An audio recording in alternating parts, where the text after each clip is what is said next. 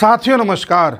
साथियों आज कई दिनों बाद वीडियो आ रहा है, उसके लिए मैं माफ़ी चाहता हूं। बीच में तबीयत ख़राब हो गई थी, गला बहुत ख़राब हो गया था। बड़ी मुश्किल से वर्ल्ड अफेयर्स पर वीडियो बना पाया था, वो भी 2-3 दिन में एक बार। आज मैं कोशिश करूंगा कि लगातार वीडियो आएँ आपके पास। आज हम डिस्कस करने जा रहे हैं ऐसे टॉपिक पर जो आने वाले समय में भारत की राजनीति में एक बड़ा बदलाव लेकर के आने वाला है। ये टॉपिक है कांग्रेस से संबंधित, और पिछले कई दिनों में ऐसी कई घटनाएं हो गई हैं जिसके बाद ये लग रहा है कि कांग्रेस में सब कुछ ठीक नहीं चल रहा। जैसा कि आप जानते हैं कि पिछले 2014 से लेकर अब तक 11 साल में कांग्रेस लगभग 100 चुनाव हार चुकी है, टोटल मिला दें तो। और ये सभी चुनाव राहुल गांधी के नेतृत्व में लड़े गए हैं। अब इतने चुनाव हारने के बाद आदमी कब तक झेले, कब तक बर्दाश्त करे, इसलिए अब नया विकल्प सामने आ रहा है। और उस विकल्प के कुछ ऐसे सबूत भी मिल रहे हैं कि हाँ, स्वीकार्यता है और हो सकता है प्रमाणित हो भी जाए। और ये विकल्प है प्रियंका गांधी का। जी, हम सब ये जानते थे कि राहुल गांधी के बाद प्रियंका गांधी ही या प्रियंका वाड्रा ही आगे लीनिएज में आएंगी, और इनके बाद फिर इनके सुपुत्र आएंगे, जैसे कि 2-3 बार इंट्रोड्यूस हो चुके हैं। राहुल गांधी की जो फैमिली है, भारत में तो ऐसी कोई फैमिली अभी तक नहीं पता चली है, तो इसलिए आगे कोई लीनिएज है नहीं। इनका तो है, तो अब इनको प्रोजेक्ट किया जा रहा है इस तरह से कि अब यही आगे पार्टी को चलाएं, ये कोशिश की जा रही है। आप एक चीज पर और गौर करिएगा, पिछले साल जब 2024 में लोकसभा के चुनाव खत्म हुए थे, उसके बाद मोदी जी लोकसभा में भाषण दे रहे थे, तब उन्होंने एक बात कही थी कि ये जो कांग्रेस है ये एक परजीवी पार्टी है, और ये लोकल पार्टीज के साथ मिलकर के चुनाव लड़ती है और उन्हीं के वोट बैंक को खा जाती है। और विद द टाइम हमने देखा ये होते हुए भी, चाहे दिल्ली हो, चाहे महाराष्ट्र हो, चाहे हरियाणा हो, चाहे बिहार हो, बिहार में तो सबसे ज़्यादा, हर जगह कांग्रेस ने ये कोशिश करी कि कैसे भी मुसलमानों का वोट हम अपने पास ले लें और जो रीजनल पार्टी वहाँ की हैं उनके वोट बैंक को घटा दें। तो बाकी जगहों पर तो उतना नहीं असर पड़ पाया, लेकिन हाँ, बिहार में एक आपने देखा किस तरह से कांग्रेस ने आरजेडी को नुकसान पहुंचा दिया अपने एजेंडे को चला करके। वोट चोरी, वोट चोरी, वोट चोरी। आरजेडी का जो लोकल एजेंडा चलना चाहिए था वो चल नहीं पाया, और एक गलत हवा बन गई लोगों के बीच में, जिससे आरजेडी को नुकसान हुआ। वो एक मुद्दा अलग है जिस पर हम चर्चा कर चुके हैं। अब मोदी जी ने एक और भविष्यवाणी करी है या बात कही है जो सत्य होती अब नजर आ रही है आने वाले भविष्य में। और 14 नवंबर को जब बिहार के इलेक्शन के रिजल्ट आए थे, उस दिन मोदी जी ने कहा था कि वो दिन दूर नहीं जब कांग्रेस भी टूटती नजर आएगी या उसमें 2 टुकड़े हो जाएंगे। इससे पहले कांग्रेस टूटे, हम आपको बता दें कि आपने अगर अपना हेल्थ इंश्योरेंस नहीं कराया है तो आप अपना हेल्थ इंश्योरेंस अवश्य करा लें। इससे कल को आपके साथ कोई भी बीमारी लगती है, कोई भी दिक्कत आती है जिसमें आपको अस्पताल जाना पड़ता है, तो आपको खर्चे की टेंशन नहीं लेनी पड़ेगी। इसमें कई सारे ऐसे अच्छे प्लान्स होते हैं जिसके तहत आप बड़े से बड़े अस्पताल में लगभग मुफ्त में अपना इलाज करा सकते हैं। ऐसे ही एक हेल्थ इंश्योरेंस देता है स्टार हेल्थ इंश्योरेंस। इसमें आपको 97% कैशलेस फाइनल अप्रूवल मिल जाता है 3 घंटे के भीतर, और जब क्लेम सेटलमेंट की बारी आती है तो 2 घंटे के अंदर 90% तक क्लेम सेटलमेंट आपको आसानी से मिल जाता है। साथ ही इस देश में लगभग 14,000 अस्पताल ऐसे हैं जो इनके नेटवर्क के साथ जुड़े हुए हैं। 850 से ज़्यादा पूरे देश में इनके ऑफिसेज हैं, और साथ ही अब तक इस देश में 1 करोड़ से ज़्यादा लोग इनका लाभ प्राप्त कर चुके हैं। अगर आप इस तरह का हेल्थ इंश्योरेंस कराते हैं तो आपको इनकम टैक्स में भी सेक्शन 80D के तहत छूट मिलती है, लाभ प्राप्त होता है। तो आज ही अपने आप को हेल्थ इंश्योरेंस के कवर में ले आइए, जिससे कि आपको किसी भी तरह के फाइनेंशियल संकट के बारे में सोचना नहीं पड़ेगा। मैंने एक लिंक दिया है अपने डिस्क्रिप्शन में, एक कमेंट बॉक्स में पिन किया हुआ है, वहां जाकर के इसको ट्राई कर सकते हैं। अब आगे बात करते हैं प्रियंका वाड्रा की। प्रियंका वाड्रा ऐसी कुछ गतिविधियां पिछले दिनों में कर चुकी हैं जिसके बाद लोगों को और ज़्यादा ये विश्वास होने लगा है कि अब यही लीडरशिप संभालने वाली है। अच्छा, पिछले 1.5-2 महीने से खबरें आ रही हैं कि ये जो गांधी परिवार है, सो कॉल्ड गांधी परिवार है, इनके बीच में बन नहीं रही है, कुछ खटपट चल रही है। कई विषयों को लेकर के मतभेद है। इसमें राहुल गांधी कुछ कहते हैं, प्रियंका वाड्रा कुछ कहती हैं, और कई बार सहमति नहीं बन पा रही है। इसी क्रम में आप देखिए तो एक खबर सामने आई थी बिहार इलेक्शन के कुछ दिन बाद कि प्रशांत किशोर प्रियंका वाड्रा से जाकर के मिले हैं। अच्छा, जब मिले तब किसी को पता नहीं चला। यह खबर कुछ दिनों बाद पता चली कि प्रशांत किशोर और प्रियंका वाड्रा की मीटिंग हुई है। प्रियंका वाड्रा से जब पूछा गया तो उन्होंने कहा था कि भाई किसी को पता इंटरेस्ट नहीं होना चाहिए कि मैं किससे मिल रही हूँ, किससे नहीं मिल रही हूँ। और प्रशांत किशोर ने कहा कि भाई मैंने किसी भी तरह की ऐसी कोई मीटिंग नहीं करी है। 2017 में जब यूपी के चुनाव हुए थे तब प्रशांत किशोर ने यूपी में समाजवादी पार्टी और कांग्रेस को साथ ला करके लड़वाने की कोशिश करी थी, और पूरे चुनावी कैंपेन को डिज़ाइन किया था। बीच में कुछ मिसअंडरस्टैंडिंग हो गई या जानबूझ के छोड़ दिया या क्या रहा पता नहीं। तो उसके बाद से प्रशांत किशोर इस तरह से कांग्रेस के किसी लीडर के साथ मिलते हुए नजर नहीं आए। इन्होंने पिछले साल कोशिश भी करी थी कांग्रेस के लीडर्स के साथ मिलने की, लेकिन इन्हें वक्त नहीं दिया गया, ऐसा सुनने में आया था। अब एक कहानी देखिए, इधर राहुल गांधी एक ऐसा पत्ता साबित हो चुके हैं जो चल नहीं रहा है। उधर प्रशांत किशोर ने बिहार इलेक्शन में ट्राई करके देखा, कोई फायदा मिला नहीं। तो प्रशांत किशोर ने सोचा कि मैं इतने दिनों से कांग्रेस के लीडर से मिलने की कोशिश कर रहा हूं जो कि राहुल गांधी हैं, और वो मिलना नहीं चाह रहे हैं, whatever the reason is. अब चलो इनको थोड़ा साइड करते हैं, ये थोड़ा सामने आ रही हैं तो इनसे एक बार मिलते हैं। और इनसे प्रशांत किशोर मिले हैं। प्रशांत किशोर की अपनी एक खींच है कि बिहार इलेक्शन में मेरी जो बेइज्जती हुई है मुझे उसको कैसे भी करके बैलेंस करना है, और इनकी अपनी एक चॉइस है कि हमें कांग्रेस का रिवाइवल करना है। इस बात को लेकर के कोई स्ट्रेटेजी बनी होगी। अब आने वाले समय में जो एक बड़ा इलेक्शन है वो यूपी का है, जिसके लिए स्ट्रेटेजी को प्रशांत किशोर ने और इन्होंने बनाई होगी, या सोचा होगा, या आगे चलने के साथ चलने का सोच रहे होंगे। अगर प्रशांत किशोर इनकी मदद करके यूपी में बीजेपी को डेंट पहुंचा देते हैं तो उनकी भी सफलता है, इनकी भी सफलता है।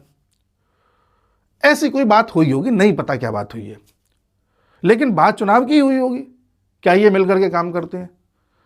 अब आगे एक चीज और देखिए, केवल बात यहीं तक नहीं रुकी है, आगे देखिए। एक क्लिप वायरल हुई, पार्लियामेंट के बाहर प्रियंका वाड्रा नितिन गडकरी जी से बात कर रही है, कह रही है मैं आपसे इतने लंबे समय से टाइम मांग रही हूँ मीटिंग का, आप टाइम नहीं दे रहे। मेरा हंसते हुए बात हुई, तो उन्होंने कहा अरे भाई कभी भी मुलाकात करिए, बताइए। फिर तुरंत थोड़ी देर बाद मीटिंग होती है, ये अपने कुछ कंसर्न बताती हैं कि भाई ये प्रोजेक्ट है, इसको ऐसे करना चाहिए, वैसे करना चाहिए। और उसके बाद नितिन गडकरी अपने हाथ से बना हुआ कुछ डिश लेकर के आए थे, चावल की बनी हुई कोई डिश थी, वो खुद भी खाई, बाकी लोगों को भी खिलाई और इनको भी खिलाई। बड़ा अच्छा जेस्चर दिखाया। क्या आप ऐसा राहुल गांधी के साथ इमेजिन कर सकते हैं? नहीं कर सकते। आगे देखिए, दिग्विजय सिंह दिग्गी, जिनको आरएसएस आतंकवाद नजर आती है, हिंदू आतंकवाद नजर आता है, 26 गारे का दोष, हिंदू आतंकवाद को मरने का पूरा प्रयास किया। इस बार भी बयान दिया उल्टा सीधा कि बांग्लादेश में जो कुछ हो रहा है वो भारत में मुसलमानों के साथ जो होता है उसकी प्रतिक्रिया है। इस तरह से इन्होंने दिया। इन्होंने एक ट्वीट किया, कोरा साइट पर मुझे ये चित्र मिला। ये चित्र आपको याद होगा, मोदी जी नीचे बैठे हैं, अडवाणी जी ऊपर कुर्सी पे बैठे हैं।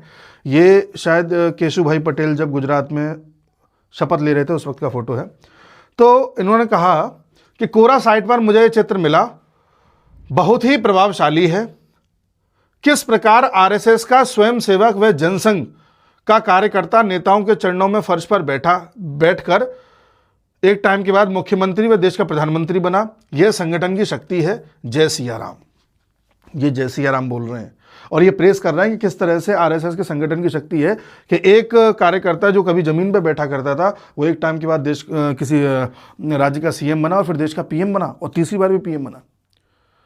अब इन्होंने संगठन की शक्ति में बीजेपी की तारीफ करके, आरएसएस की तारीफ करके किसको पिन चुबाने की कोशिश करी है, समझ जाइए। अच्छा, एक चीज और देखिए, प्रियंका वाड्रा जो ये मुलाकात करके आई हैं, ये अच्छा वो गडकरी के साथ ये मुलाकातें, ये जितनी ज़्यादातर घटनाएं हुई हैं पिछले कुछ दिनों में, ये उस वक्त हुई हैं जब राहुल गांधी जर्मनी घूमने गए हुए थे एक हफ्ते के लिए। जी, उनकी एब्सेंस में हुई हैं।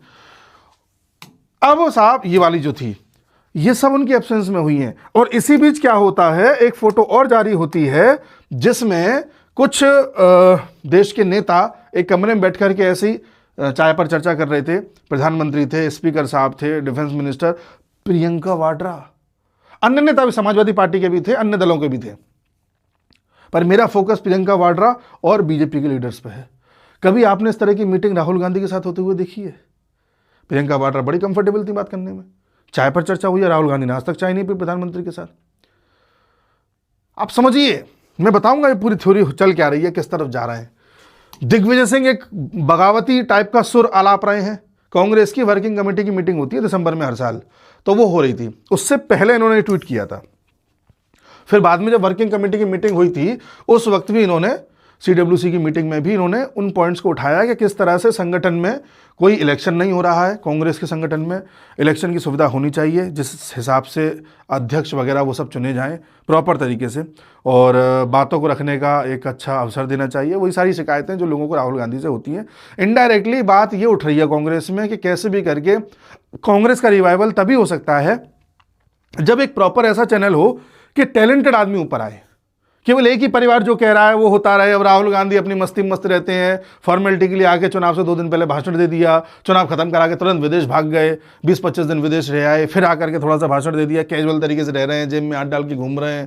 फिर होता नहीं, लड़का जिस पे जबरदस्ती का दबाव है कि हाँ भाई पिताजी की बहुत बड़ी शोरूम है तो उसमें जाके थोड़ी देर बैठे आओ, तो जबरदस्ती जाना पड़ रहा है। हाँ पिताजी बताओ, अच्छा आज इतने ऑर्डर हो गए, ठीक है, फिर चल दिए। तो इस तरह के कैजुअल अप्रोच से कांग्रेस तो रिवाइव नहीं होने वाली, ये अब सब समझ गए हैं। कुछ लोग जो कांग्रेस से लंबे समय से जुड़े थे वो कांग्रेस से बाहर हो चुके हैं विद द टाइम।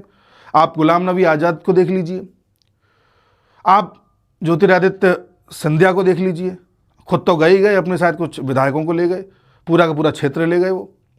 आप आसाम के CM हेमंत बिस्व शर्मा को देख लीजिए, कांग्रेस से बाहर हुए, खुद तो बाहर हुए पूरा का पूरा नॉर्थ ईस्ट एक तरीके से कांग्रेस के हाथ से ले गए, और आज देखिए कितने चर्चित नेता हैं वहाँ के। सचिन पायलट जाते जाते रह गए, पूरा उन्होंने प्रोग्राम बना लिया था जाने का, अब कैसे अशोक गहलोत ने उन्हें रोक लिया नहीं पता। तो कांग्रेस में जितने भी टैलेंटेड लोग थे वो सब बाहर हो चुके हैं या जा चुके हैं, एक आध दो बच्चे हैं। शशि थरूर आप देख लीजिए, शशि थरूर किन कारणों की वजह से अब तक कांग्रेस में है नहीं पता, लेकिन उनके सारे काम ऐसे हैं जो बीजेपी को ये दर्शाते हैं कि बीजेपी की टीम में है वो। अब आप देखिए जयराम रमेश को, जयराम रमेश अभी कांग्रेस में इसलिए हैं क्योंकि जयराम रमेश जो कहते हैं या जयराम रमेश और राहुल गांधी में एक अच्छी पटती है। ठीक है साहब, राहुल गांधी कहते हैं कि अरे भाई ये काम करो, ये दिग्विजय सिंह बड़े इस तरह के ट्वीट कर रहे हैं, क्या चक्कर है, इनका जरा रिप्लाई करो। जयराम रमेश कहते हैं ठीक है सर मैं करता हूँ। जयराम रमेश पूरा रिप्लाई तैयार करते हैं, वो रिप्लाई तैयार करके भेजते हैं मल्लिकार्जुन खड़गे को कि काम करिए, ये पूरा रिप्लाई है इनके ट्वीट पर, ये रिप्लाई खड़गे जी आप कर दीजिए। ऐसे कहानी चलती है। तो इसलिए जयराम रमेश कांग्रेस नहीं छोड़ रहे हैं। इसी प्रकार से 2-4 नेता और नहीं छोड़ रहे हैं, बाकी लगभग टैलेंटेड नेता बाहर हो चुके हैं और कांग्रेस पूरी तरह से इस समय खत्म ही हो चुकी है। प्रियंका वाड्रा ने एक बात और कह दी इस बार पार्लियामेंट में। प्रियंका वाड्रा ने एक बहस के दौरान कहा, अभी जब सेशन चल रहा था, कि ऐसा है, शायद मोदी जी से ही कहा था कि मोदी जी ऐसा है कि हर चीज़ का दोष नेहरू पे मरना, बार बार पास्ट में जाकर के उन्हीं बातों को करना। एक काम करते हैं, कोई एक दिन डिसाइड कर लेते हैं और एक तरफ से सारी बातें पास्ट की कर लेते हैं और फिर ख़त्म करके फिर जो करंट इश्यूज़ हैं उन पर चर्चा करते हैं। इन्होंने बात तो सही कही थी, ये बिल्कुल सही बात कही थी इन्होंने, जो बात राहुल गांधी कभी नहीं कह पाए। यानी कि प्रियंका वाड्रा एक सेंसिबल नेता होने का प्रमाण देने की कोशिश कर रही हैं कि देखो मैं बीजेपी के नेताओं के साथ मिलकर के चाय भी पीती हूँ, मुझे इसमें कोई ऐतराज़ नहीं है, मैं गडकरी जी से काम का डिस्कशन भी करती हूँ, मैं ऐसी कट्टर नहीं हूँ कि मैं बीजेपी वालों की तरफ देखूंगी भी नहीं, काम पड़ता है सब नेताओं का एक दूसरे के साथ। देखो मैं सेंसिबल बातें भी करती हूँ कि भाई बार बार नेहरू पर इंदिरा गांधी पर चर्चा करने से अच्छा एक दिन कर कराए के साइड करो और फिर करंट मुद्दों पर चर्चा करो। बात सही है, सेंसिबल नेता होने का प्रमाण दे रही है। आगे देखिए, अब रॉबर्ट वाड्रा जो इनके पतिदेव हैं, उनका कहना यह है कि हर तरफ से डिमांड उठ रही है कि कांग्रेस की लीडरशिप प्रियंका को दे दी जाए और प्रियंका को ही पीएम के पद का उम्मीदवार बनाया जाए। ये कह रहे हैं साहब, और उन्होंने ये भी कहा है कि लोग तो मेरे से भी कह रहे हैं कि मैं भी राजनीति में आऊं, इनकी बड़ी इच्छा है राजनीति में आने की। इन्होंने अपनी तरफ से पोस्टर लगवा दिए थे अमेठी में, कि पोस्टर में लिखा गया था याद नहीं है, पर इन्हीं के पक्ष में थे कि ये भी पॉलिटिक्स में आए, चुनाव लड़े ऐसा करके, या हमारा नेता कैसा हो, ऐसा कुछ था। और इतना ही नहीं, प्रियंका वाड्रा के हस्बैंड के साथ साथ प्रियंका वाड्रा का भी जो सलाहकार है या जो इनके लिए काम करता है जयराम रमेश की तरह, इमरान प्रतापगढ़ी, उसने भी एक मंच से बोल दिया है कि प्रियंका गांधी को ही नेतृत्व सौंपा जाए। इतने बड़े बड़े पदों पर बैठे लोग, इतने खास लोग, इनके सोचिए हस्बैंड तक ये बात कह रहे हैं, तो किस लेवल की अंदर चिंगारी छूटी हुई है। समझ रहे हैं आप बात को? तो अब कांग्रेस का मंच तैयार है टूटने के लिए तैयार है, और वही हाल होगा जो महाराष्ट्र में हुआ था उद्धव ठाकरे की शिवसेना के साथ। जब शिवसेना टूटी तो उसके बाद उद्धव ठाकरे की स्थिति ये हो गई है कि आज वो अपना बीएमसी का चुनाव तक जो है अकेले नहीं लड़ पा रहे हैं, उसमें भी मनसे यानी कि उनके जो भाई हैं, कज़न जो हैं, उनको साथ में लेना पड़ा है राज ठाकरे को, तब जाकर के चुनाव लड़ रहे हैं। शरद पवार की पार्टी टूट गई, उसके बाद शरद पवार बिल्कुल पावरलेस हो गए। तो इनकी पार्टी अगर टूटी कांग्रेस, तो माहौल इस तरीके का बनाया जाएगा कि एक बड़ा से, अच्छा एक पहले मैं बताता हूं एक चीज और, कांग्रेस लगातार इलेक्शन हार रही है, ये नेता बने हुए हैं। कभी भी आप कांग्रेस के वर्कर से जाके पूछना जो ग्राउंड पे काम करता है, वो वर्कर खुद दुखी है अपने नेता से। वो वर्कर खुद कहता है कि भाई हम कहां तक डिफेंड करें कि वोट चोरी है, बिना मतलब का मुद्दा छेड़ रखा है, कहां तक बीजेपी वालों से बहस करें। वो खुद चाहता ग्राउंड वर्कर कि हमारा नेता चेंज हो जाए। आप समझ रहे हैं?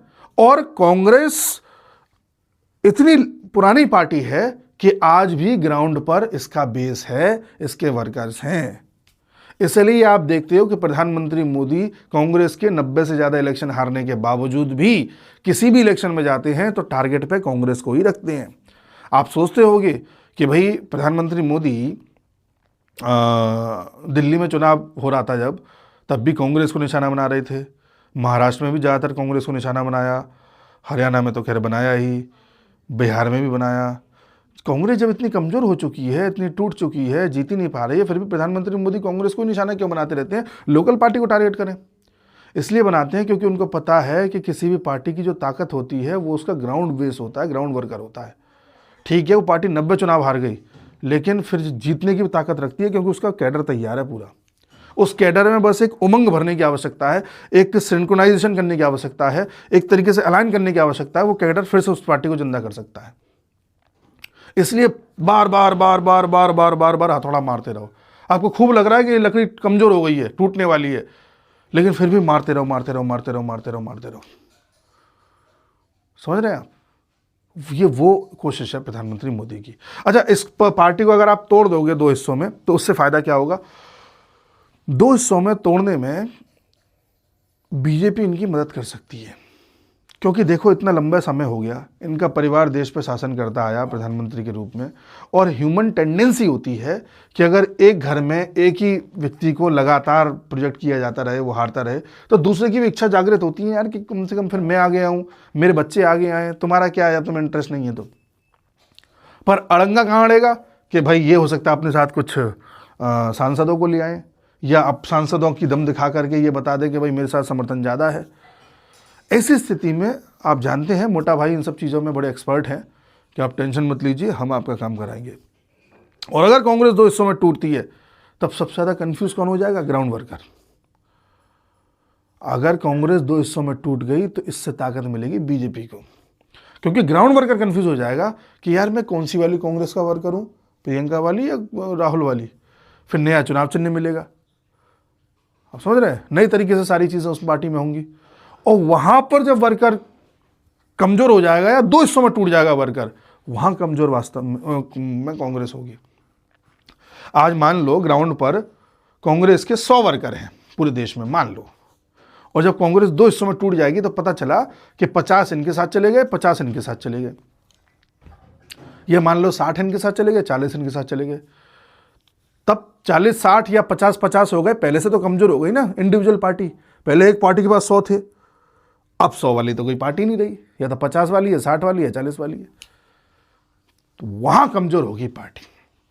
और ऐसी स्थिति में यह भी हो सकता है कि डील ये भी करवाई जाए कि तुम एक काम करो, हम तुम्हारी पार्टी तोड़वाते हैं, टेंशन मत लो, कुछ सांसद तुम्हारे पक्ष में कराते हैं, बट हमें 32 सांसद दे दो, तुम पे तो 99 है, क्या पता वो 32 सांसद यहां मिल जाए, बीजेपी का 272 पार हो जाए। 272 भी बीजेपी को पार करना है, क्योंकि वो भी बड़े बड़े डिसीजंस लेने हैं, समझिए। और 272 भी ना हो तो कम से कम 272 में से 12 कम कर दीजिए, सॉरी 32 और चाहिए ना, 12 कम कर दीजिए, 20 मिल जाए बस। प्रियंका कह देगी ठीक है मैं आपको 20 सांसद देती हूँ, आप मदद कीजिए मेरी पार्टी को तोड़वाने में। पार्टी तोड़ना भी इनके लिए आसान नहीं रहेगा। तो देखिए अंदर ही अंदर डील्स क्या चल रही हैं। ये सारी चीज़ें 1-1.5 हफ्ते में हो जाना, राहुल गांधी की एब्सेंस में हो जाना, ठीक है। वो जो मीटिंग हुई थी प्रशांत किशोर वाली, वो सबसे पुरानी है, लेकिन ये सारी चीज़ें इतनी तेज़ी से हुई हैं और एब्सेंस में हुई हैं, इतनी हंसते हंसते हुई हैं कि कुछ ना कुछ सुगबुगाहट है। और ऐसा नहीं होगा कि बीजेपी इसमें अपने कुछ सांसदों को लेकर के ना आए, ऐसा हो ही नहीं सकता। और सुनिए, प्रशांत किशोर भी शांत नहीं बैठेंगे। प्रशांत किशोर भी प्रियंका से कहेंगे कि हाँ हाँ तुम तोड़ लो, अलग हो जाओ, मैं तुम्हारी पार्टी को नए तरीके से तैयार करवाऊंगा। उनमें एक अलग जोश है। पर वो ये भूल रहे हैं कि यूपी को अगर उन्होंने टारगेट लिया तो इस बार वो बिहार से भी बुरा मुंह की खाएंगे। क्योंकि यूपी में वो अपना कितना भी गणित लगा लें कि अच्छा मैं ये वाला मुद्दा छेड़ दूं तो यहाँ पर इतने वोट, अच्छा ये वाली जातीय समीकरण छेड़ दूं तो यहाँ पर इतने, वो गणित लगाते हैं ज़्यादा। ये गणित वहाँ चल जाता है जहाँ ज़्यादा तगड़ी हवा ना हो। ये गणित अगर वो चलाते अगर ढंग से तो हो सकता है दिल्ली में चल जाता, हो सकता है महाराष्ट्र में चल जाता, कहीं भी चल जाता। यूपी में नहीं चल सकता, क्योंकि यूपी में लगभग आदमी योगी का फैन है, कट्टर समर्थक है योगी का। और जब इस तरीके के लोग फैन होते हैं वहाँ ये कुछ नहीं कर पाएंगे। तो ये सारे समीकरण हैं। आप पॉलिटिक्स में देखिए, एक बड़ा बदलाव आने वाला है, एक बहुत बड़ा खेल होने वाला है अगले 6-8 महीने। बड़े इंटरेस्टिंग है अगले 6-8 महीने, इन्हें आसान मत मानिए आप। तो ये एक घटना हो रही है, इस घटना पर नज़र बनाए रखिएगा। मैं तो इस घटना में जो मैक्सिमम संभावना देख रहा हूँ वो देख रहा हूँ कि 20-25 सांसद टूट करके उधर जा रहे हैं। अब वो टूट के उधर नहीं जा पाएंगे, डिफेम वो लग जाएगा उन पर, दल बदल कानून लग जाएगा। लेकिन जब वो इधर से उधर होने का प्रयास करेंगे या टूटने का प्रयास करेंगे या नई पार्टी बनाएंगे, जो कुछ भी होगा, सांसद ही चली जाएगी, दोबारा चुनाव होगा 30 सीटों पे, तो फिर वहाँ देख लीजिएगा आप कौन जीतेगा। तो मुझे ज़्यादा से ज़्यादा ये होता दिख रहा है। बाकी एक चीज़, कांग्रेस टूटेगी ये भी दिख रहा है, कांग्रेस और कमज़ोर हो जाएगी ये भी दिख रहा है। और प्रियंका वाड्रा कोई बहुत बड़ी इंदिरा गांधी बन के आएंगे ऐसा भी नहीं है। ये अपने कई पहले बयानों से दिखा चुकी हैं कि मैं भी इसी टाइप की हूँ कुछ। वो इस बार संभल के इसलिए खेल रही हैं कि कोई इन्हें समझा कि ये सब करवा रहा है, ठीक है। ये इतना भी नहीं संभल पाते, इनके बड़ा कैजुअल और लूज टेम्परामेंट आदमी है। ये थोड़ी सी इनसे टेम्परामेंट में थोड़ी सी अभी कायदे से काम ले रही हैं। बट पार्टी संभाल के चल सकें, लीडरशिप बना के चल सकें, लोगों को होल्ड करके चल सकें, वो इनके अंदर भी नहीं है। आप समझ रहे हैं? तो ये सब चल रहा है। बाकी जो भी अपडेट आती है वीडियो लेकर के आऊँगा और मिलते हैं अगले वीडियो में। तब तक के लिए नमस्कार।